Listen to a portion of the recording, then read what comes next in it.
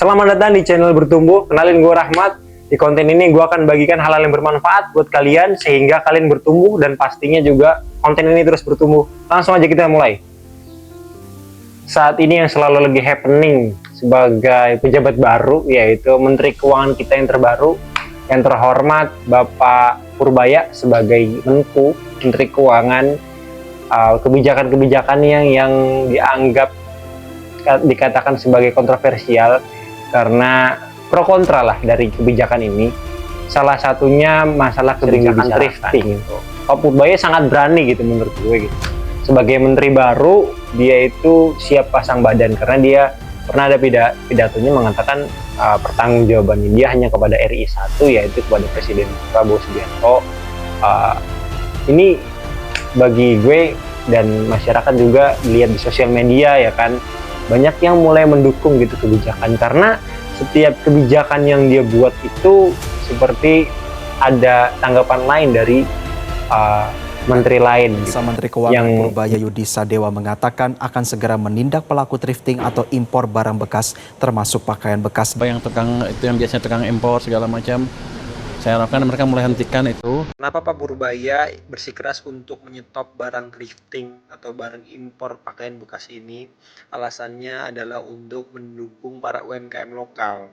Tapi kebijakan ini tidak semerta-merta langsung diterima oleh masyarakat. Kebanyakan pengusaha-pengusaha UMKM lokal yang bekerja menjual pakaian karena merasa barang impor thrifting pakaian bekas ini didapatkan dengan harga yang murah, sehingga ketika mereka menjual kembali mendapat margin yang cukup besar. Sedangkan alasannya saat ini tidak menggunakan barang lokal karena harganya itu mahal. Secara resmi telah mengirimkan surat ke Badan Aspirasi Masyarakat DPR RI. Langkah ini diambil sebagai respon keberatan mereka terhadap wacana pelarangan impor pakaian bekas. Sekarang kita buka data, yaitu periode Januari sampai dengan Agustus yang diperoleh di bulan September 2025, jumlah ekspor tekstil Indonesia senilai 8,01 miliar dolar.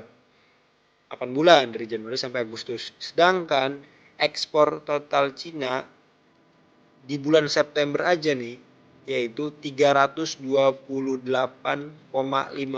miliar.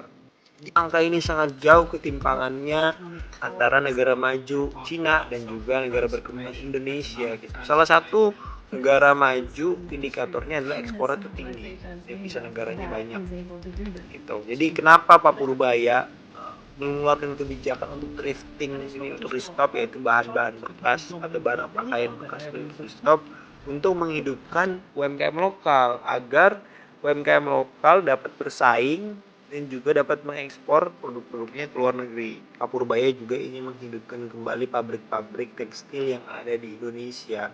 Sebelumnya saat ini yang terbaru di tahun 2025 ini pabrik-pabrik tekstil yang sudah tutup, salah satunya yang kemarin viral lama ini adalah PT Street Tech Group yang kemarin sudah berhenti beroperasi tahun 2025. Jika disebutkan barang-barang tekstil dari produk lokal adalah lebih mahal, maka di sana pemerintah juga harus ikut membantu mengintervensi, yaitu melalui subsidi kepada pabrik-pabrik lokal ataupun UMKM lokal sehingga harganya ikut turun menjadi murah, menjadi daya saing. Dari sanalah muncullah persaingan ketat antara produk-produk lokal gitu, saling bersaing untuk memproduksi barang yang bagus dengan harga kos yang terjangkau sehingga harganya bisa bersaing. Ketika harga bersaing, maka menciptakan lapangan pekerjaan baru. Produksi dalam negeri UMKM lokal dapat digunakan, bukalah lapangan pekerjaan baru. Disitulah menyerap tenaga kerja dan lain-lain sehingga perputaran ekonominya itu terus tumbuh di dalam negeri hasil dari domestik. Selain yang dihasilkan lebih banyak karena munculnya persaingan dari produk lokal, bukan hanya untuk konsumsi dalam negeri tapi juga konsumsi luar negeri, yaitu target ekspor. Jadi dari sanalah perputaran ekonomi terus bertumbuh. Semoga kebijakan ini menjadi sesuatu hal yang positif lah bagi Indonesia, disambut positif. Makanya perlunya edukasi menurut gue dari pemerintah kepada UMKM lokal maupun pengertiannya kepada masyarakat. Jadi ini bukan soal sekedar harga, tapi juga menghidupkan ekonomi Indonesia.